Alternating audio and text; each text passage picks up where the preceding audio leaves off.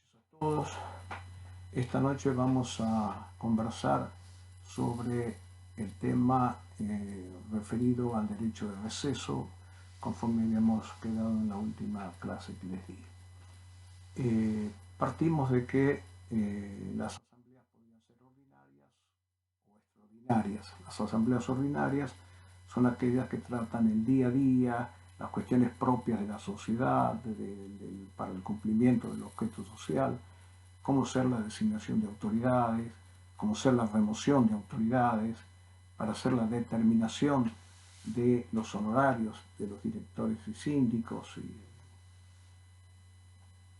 y aquellas todas que en realidad traten de las cuestiones como aprobación de balances, aprobación de la gestión, es decir, todo lo relacionado con las cuestiones del día a día. Mientras que las extraordinarias, lo hicimos y lo volvemos a repetir, son aquellos que modifican el estatuto societario, modifican el acuerdo originario que tuvimos nosotros al constituir la sociedad. Pero hay dos formas de asambleas extraordinarias que modifican el estatuto. Una que vamos a decir extraordinaria común, que es aquella que no realiza modificaciones profundas o que no le causan un daño trascendente ni profundo al accionista. Como ejemplo de esto podemos dar, por ejemplo, el cambio de fecha de cierre de ejercicio.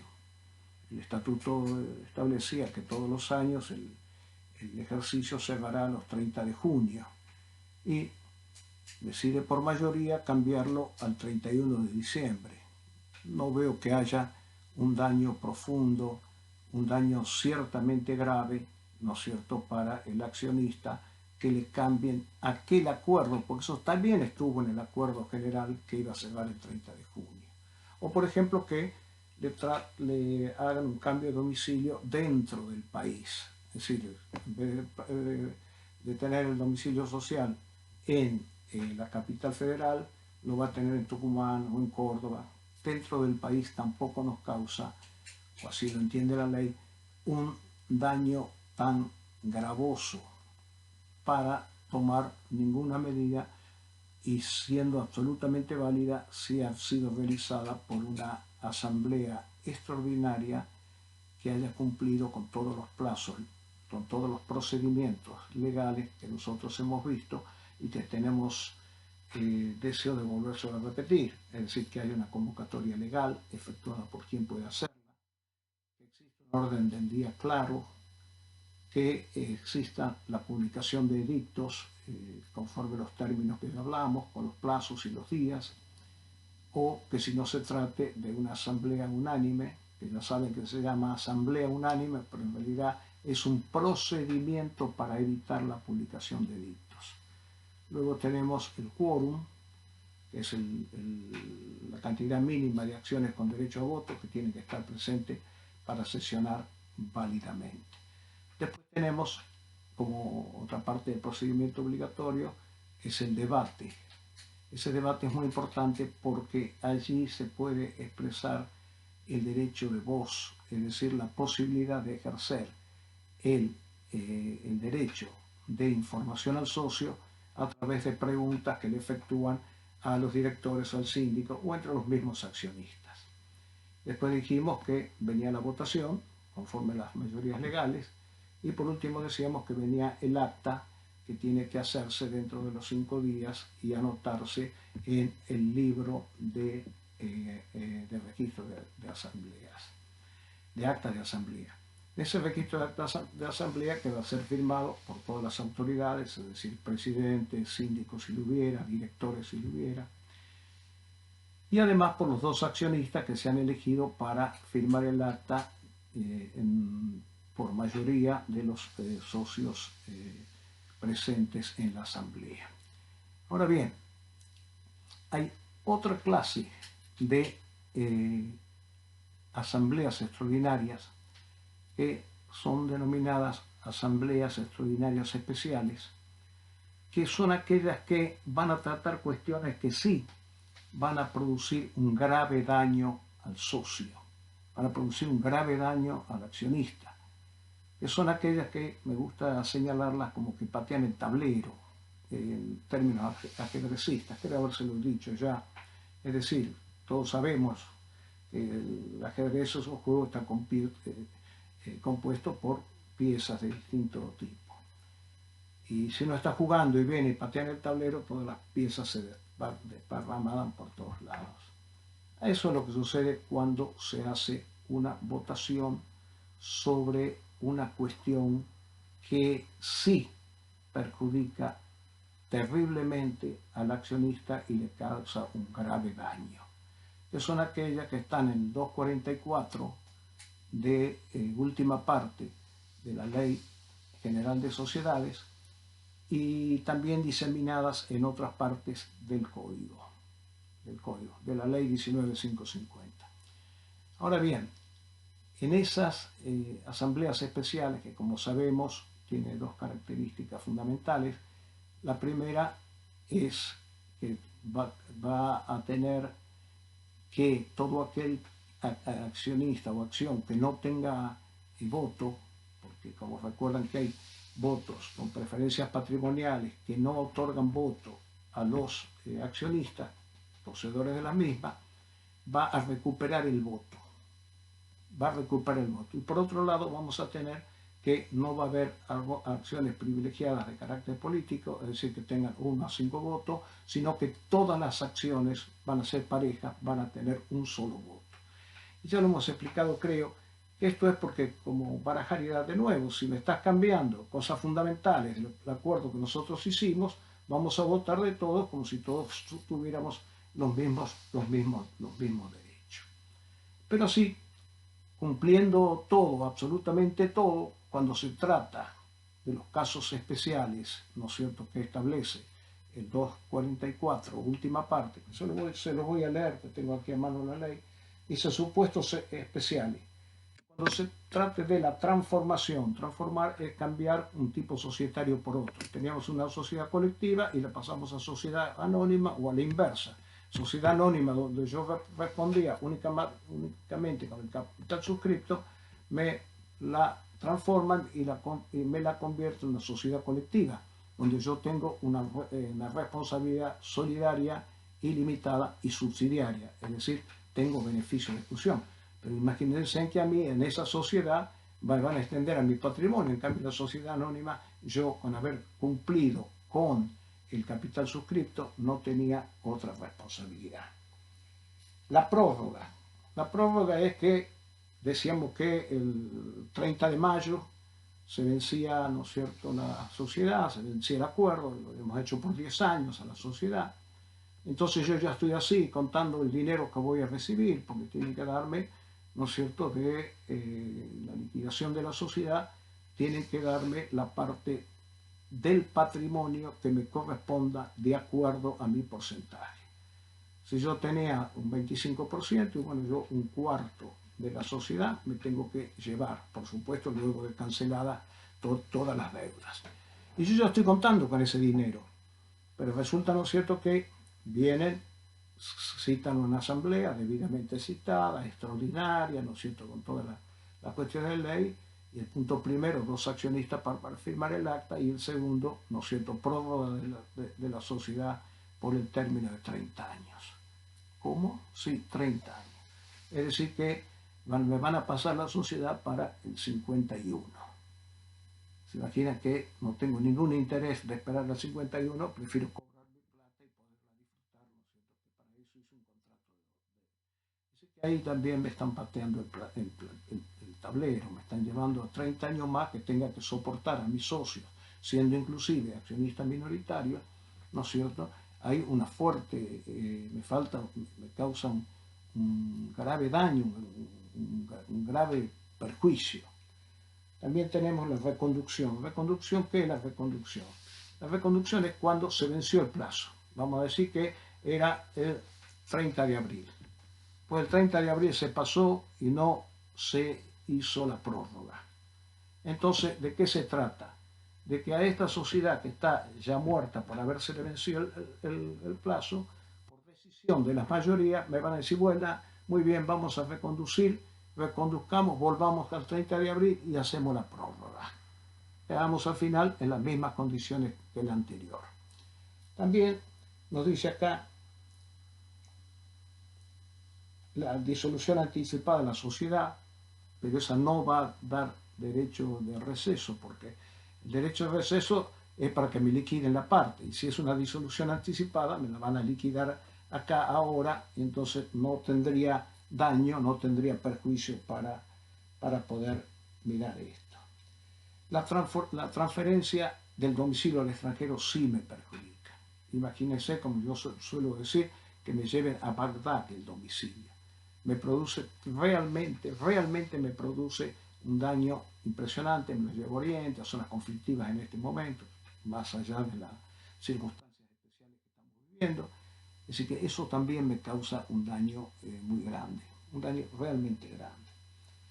Después tenemos el cambio fundamental del objeto. Nosotros hemos hecho una sociedad, el Yunque S.A., para vender café en las distintas universidades, en las distintas facultades, y resulta que ahora pretenden que nos dediquemos a una empresa petrolera, o como me gusta decir a mí, para marcar más la diferencia, una sociedad que se va a dedicar a llevar turismo a la luna. No, señor, si yo tuve confianza y acepté, ¿no es cierto?, que hagamos una sociedad entre nosotros, lo fue, ¿no es cierto?, porque yo les tenía a ustedes, a los otros socios, inclusive a los administradores que designamos y todo, y además pusimos un capital para ello, me parecía a mí que estaba muy bien, ¿no es cierto?, y estaba contento con el objeto que habíamos tenido, pero me hacen un cambio fundamental del objeto. Me están nuevamente pateando el tablero, me están nuevamente causando un agravio fundamental, me están causando un perjuicio, ¿no es cierto?, que no lo tenía previsto, porque como digo, yo lo que quería era hacer una sociedad para vender café. Y así tenemos, ¿no es cierto?, que también lo va a suceder en la fusión. Ustedes saben que la fusión es cuando una sociedad se junta con otra y queda una sola sociedad. Ahí también, yo quería ser socio del Yunque S.A. y no que me traigan una sociedad de otro lado y me la junte con otra. No es mi intención, ni era mi intención. O la escisión, que me separa en la sociedad. No, yo quiero estar en una sociedad, no quiero estar en dos sociedades, no fue mi intención. La verdad que cuando firmamos el acuerdo aquel que firmamos de constituir el Yunque Sociedad Anónima, en el acta constitutiva estaba el objeto, estaba el plazo de duración, estaba, ¿no es cierto?, cuál era la sede social, y todo eso estábamos de acuerdo. Bien, entonces, ¿qué va a poder hacer el socio en estos tipos de casos, ¿no es cierto?, que yo les vengo mencionando, que les refiero como imagen que patean el tablero, es decir, aquellas que me causan un daño profundo a mí en mi condición de socio porque me hacen modificaciones del acuerdo originario que nosotros teníamos. En ese caso, la sociedad, ya hemos visto que además de ponernos a todos en el mismo plano, es decir, que solamente haya un solo valor de acción, es decir, un voto por acción, entonces, ¿no es cierto?, no se va a votar. Pero claro, la mayoría tiene la mayoría, para esta mayoría se necesita lo que se llama mayoría calificada para tratar estos temas, mayoría calificada, que la mayoría calificada es el 51%, o mejor dicho, el 50% más una acción de la sociedad, porque con eso se impone a la voluntad del resto. Y bueno, y me votan. Vamos a tomar el ejemplo de cambio de objeto. Cambio fundamental del objeto. Entonces, cambio fundamental del objeto, si la asamblea no tiene vicios de constitución ni de forma, eso sería absolutamente válido, con el voto del 51% o el 50 más 1% más una acción por ciento. Y en consecuencia se hace también obligatoria para mí, para todos los socios, a pesar de que yo he votado en contra. Entonces, viene la ley y dice, señor, pero usted, que le estamos imponiendo un cambio fundamental en el objeto, ¿no es cierto? El objeto dijimos, no, sí. En el objeto, dice, le vamos a dar una salida, le vamos a dar lo que se llama directamente, ¿no es cierto?, el poder apartarse usted de la sociedad ¿no es cierto?, ante ese hecho de profundo daño que le causa, y que es el derecho de receso. Es decir, que el derecho de receso podríamos decir que es que ante decisiones tomadas por la Asamblea Extraordinaria que me causen graves perjuicios, yo puedo irme de la sociedad llevándome la parte de la sociedad. Es decir, yo puedo directamente llevarme mi parte y no tener que aceptar el objeto, como he dicho, el cambio de objeto, o por ejemplo la prórroga, que me parece que es bien clarita. Yo iba a cobrar en mayo y resulta que ahora, ¿no es cierto?, me pasan 30 años más la sociedad. Entonces, el derecho de receso es, o podemos definirlo, como la facultad que tiene el socio disidente, miren lo que les digo, el socio disidente, para apartarse de la sociedad y llevarse la parte del patrimonio que le corresponda. Y entonces corresponde que veamos qué es socio disidente. Hay tres teorías de socio disidente. Está la teoría amplia, ¿no es cierto?, que dice, señor, socio disidente es aquel, ¿no es cierto?, que no ha opuesto ninguna resistencia al cambio propuesto. Es decir, va a poder, mejor dicho, no ha puesto ningún voto positivo, ¿no es cierto?, no se ha adherido al cambio propuesto. ¿Y qué van a hacer? ¿Quiénes van a hacer los que no se han adherido? El que votó en contra, naturalmente.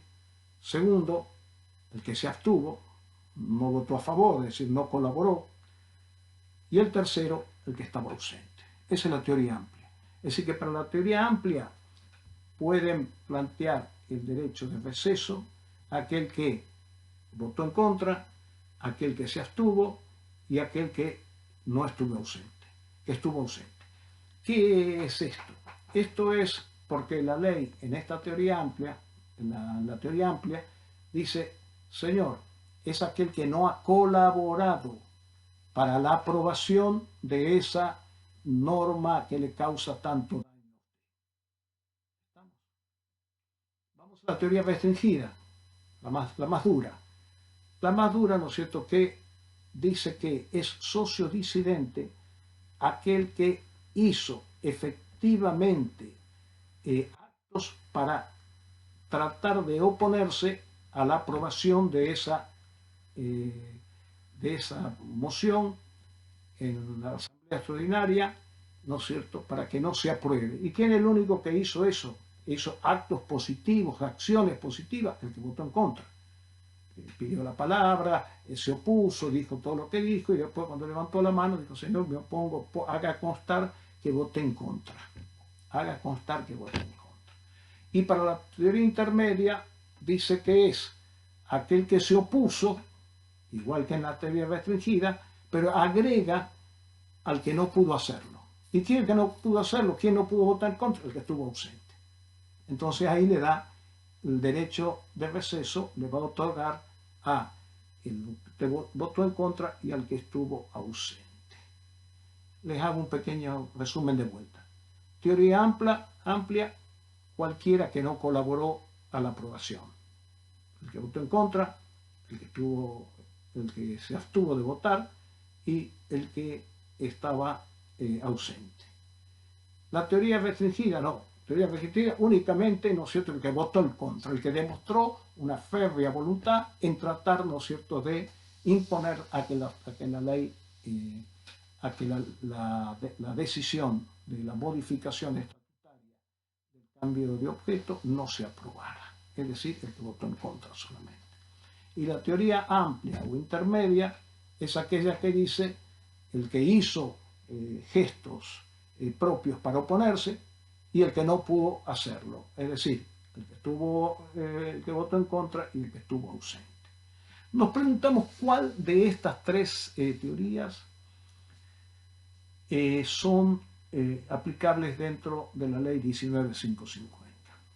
En realidad debo decirles que en su mayoría, pero escúchenme bien, en su mayoría es la teoría amplia, votar en contra o estar ausente.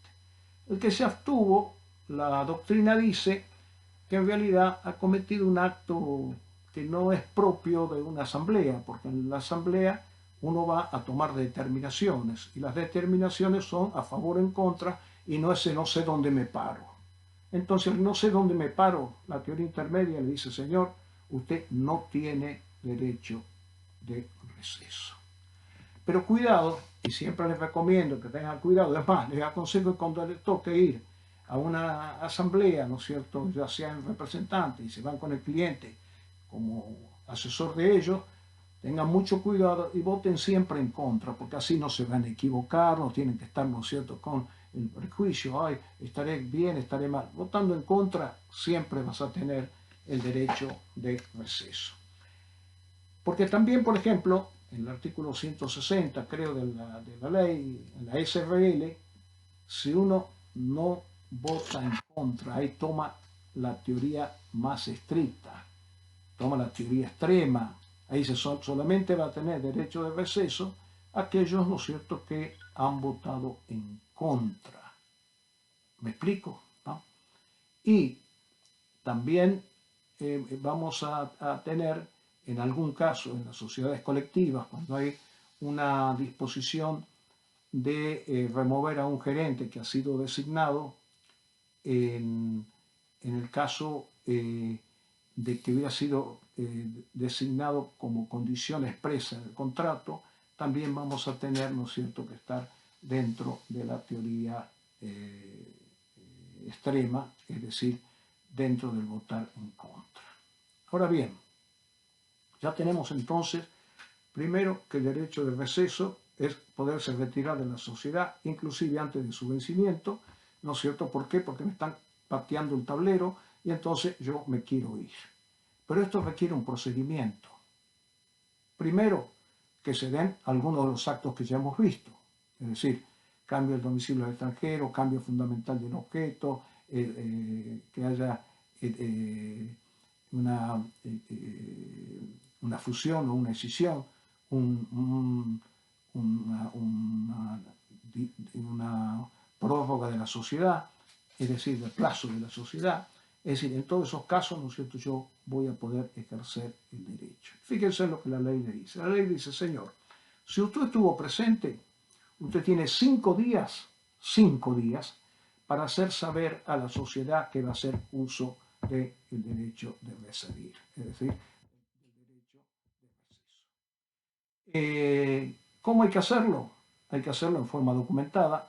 Lo normal es que se mande una carta de documento, aunque yo aconsejo que en estos casos, y de acuerdo a la importancia de la empresa, se tenga mucho cuidado, porque por ahí mandas una carta de documento y la carta de documento no llega. Y la jurisprudencia conteste en señalar que quien elige el medio para notificar es responsable de su resultado. Después vos le harás los juicios que vos quieras al Correo Argentino o a la empresa que sea, pero sabes que si no llega dentro del 5.º día, te has perdido tu derecho. Entonces lo normal es que cuando es así, hacer que el cliente pague y va con un escribano, ustedes van, se fijan bien, sacan fotos hasta de la puerta, ¿no es cierto?, y todo demás, y lo notifican aunque ellos no estén, que esto, que lo otro, directamente le dejan por abajo la notificación y está perfectamente notificada. Porque si no notificas en esa fecha, cuando está presente 5 días, vas a perder tu derecho de receso. Es decir, el derecho de retirarte de la sociedad llevándose la parte de tu patrimonio correspondiente a la participación societaria que tengas. Si has estado ausente, tenés 15 días. 15 días, ¿no es cierto?, que también tenés que hacerlo de igual forma dentro de los 15 días con el cuidado que se debe, atento a la seriedad y la pérdida que se puede dar y la responsabilidad de un profesional, ¿no es cierto?, que no cuide que se notifique adecuadamente y en términos por la pérdida del derecho de receso. Introducción, causal, imperación, legitimación activa. Ya sabemos, la legislación activa es directamente quienes hemos señalado, ¿no es cierto? Hay algunos autores que agregan si hay una sesión de acciones entre un accionista A que participó de la asamblea y votó en contra, es decir, que tiene el derecho de receso, y en los pocos días que tienen los 5 días, cede sus acciones. El cesionario que ocupa el lugar del cedente va a poder participar cumpliendo con los requisitos de notificación y todo lo demás en el derecho a tener legitimación activa para poder pedir el derecho de receso que le correspondía a su cedente. La legislación pasiva es la sociedad, es contra la sociedad es la que está haciendo el derecho de receso. El plazo para el ejercicio de la acción ya lo dijimos, y las reglas procesales van a ser las siguientes. Perdón. Concepto de tener presupuesto, fáctica del receso lo hemos dicho, formalidad y plazo de ejercicio lo acabo de decir, caducidad del derecho de receso. ¿Qué es esto de caducidad del derecho de receso? La sociedad se tira un lance y dice, bueno, vamos a hacer, total, yo tengo el 51% de la sociedad, vamos a cambiar el objeto social o vamos a pasar a 30 años, vamos a cualquiera de esas cuestiones que hemos visto que dan derecho a el derecho de receso, es decir, que son causales de poder pedir el receso de irte de la sociedad. Y yo me tiro un lance, hago la asamblea, voto, ha venido solamente un 60% del capital, tengo quórum, tengo mayoría de votos, y lo voto. Y espero a ver qué pasa.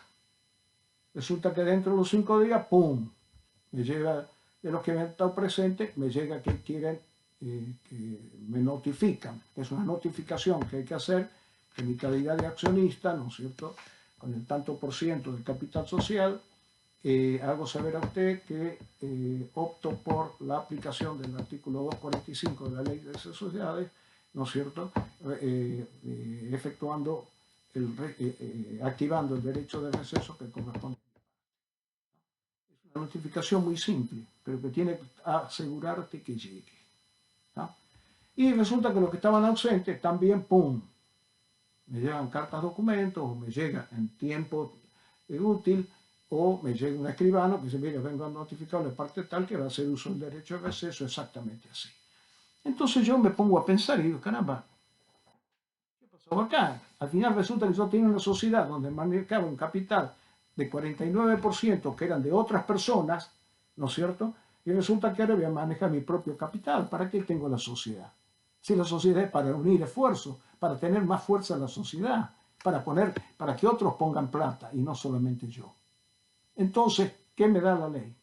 La ley me da posibilidades de que yo haga caducar el derecho de receso.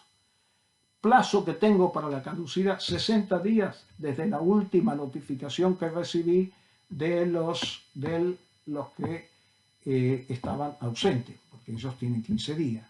La última, yo tengo ahí 60 días para convocar a otra asamblea, también de carácter extraordinario, cumpliendo todos los pasos propios, ¿no es cierto?, para una asamblea, haciéndolo en legal forma, publicando los edictos, el orden del día, ¿no es cierto?, con un quórum suficiente, con el derecho de deliberación o debate, ¿no es cierto?, con la votación y con en el acta, donde digo que dejo sin efecto la asamblea del día tal por la cual se decidió el cambio del objeto social. Entonces, aquella asamblea que me daba el derecho a poder yo receder, es decir, a irme de la sociedad, resulta, ¿no es cierto?, que queda sin efecto. Entonces, ¿qué pasa? Que los socios que ya no eran socios, porque a partir de la notificación de que hago uso del derecho de receder, del derecho, ¿no es cierto?, de retirarme de la sociedad, dejo de ser socio para ser acreedor de la sociedad. La sociedad me debe la parte que me tiene que dar, ¿no es cierto?, por mi participación societaria. Ya no soy socio. Pero claro, cuando me dicen, señor, dejo sin efecto aquella causa, lo he hecho dentro de los 60 días, yo vuelvo a ingresar como socio. Es decir, ya se dejó sin efecto, ¿no es cierto? Por ejemplo, se dejó sin efecto y va a haber, en el caso del plazo que les decía, extensión de plazo, ya el 30 de mayo vamos a empezar el proceso de liquidación y yo voy a poder llevarme el dinero que hace 10 años puse en la sociedad con malas utilidades que se hayan devengado. Entonces, ahí vuelvo a ser socio. ¿Qué pasa en el interín esos 60 días? Con relación a los derechos políticos y a los derechos patrimoniales, todo se retrotrae, ¿no es cierto? Porque si no me pueden hacer una jugada, me hacen esto, hacen un aumento de capital, una disminución de capital, ¿no es cierto? Y resulta, ¿no es cierto?, que me causan un perjuicio grande. Todo se retrae y yo vuelvo a mi calidad de socio como si nunca me hubiera retirado de ella. Esa es la caducidad del derecho de receso. Sigo mirando en el programa acá y veo fijación del valor y plazo de pago. La fijación del valor, la ley dice, señor, se va a tomar el último balance y va a tener un año para pagar desde la audiencia que ordenó o que dio motivo al receso. Un año para pagar. La ley dice que se tiene que actualizar el precio, ¿no es cierto?, que se está tomando el balance ordinario, el último balance ordinario. ¿Qué es un balance ordinario? Balance ordinario es el que se hace anualmente para tratar el balance y los estados contables.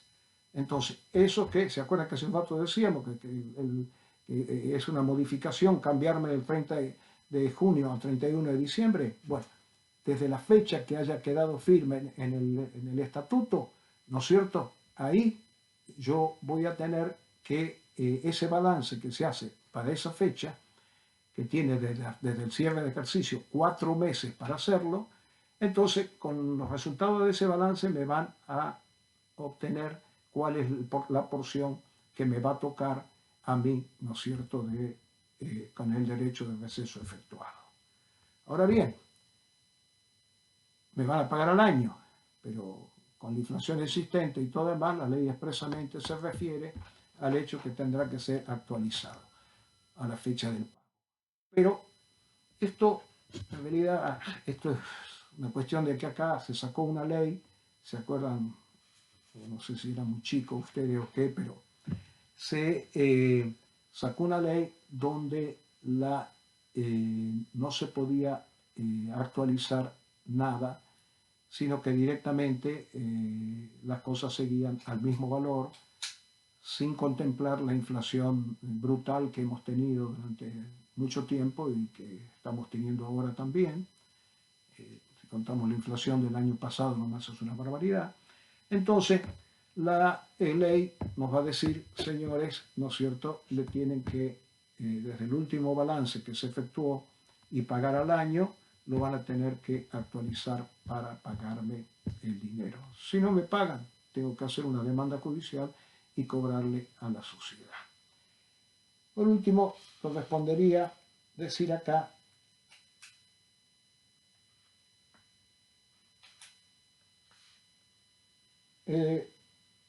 incompatibilidad del derecho de receso con la impugnación de decisiones asamblearias.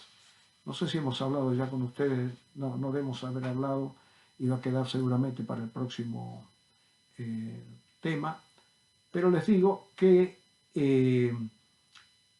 la impugnación de las decisiones asamblearias son aquellas acciones judiciales que se persigue para que el juez declare nula una asamblea o una parte de ella, o declara toda la asamblea sin ningún valor, o por ejemplo el punto cuarto.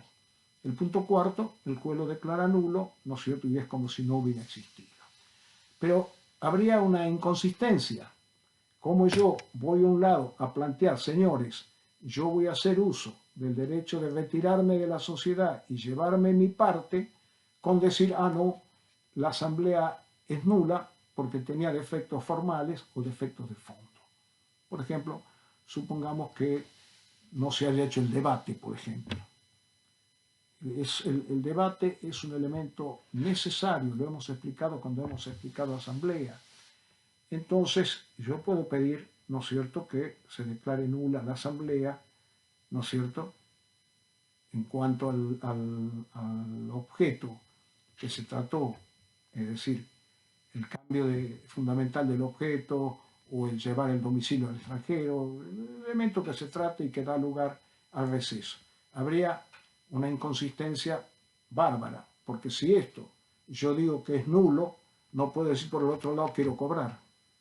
Entonces la ley no permite, ¿no es cierto?, que o elijo un camino o elijo el otro.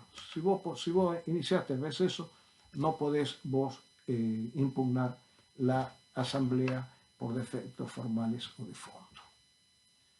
Bien, con esto terminamos el tema este y vamos a ver.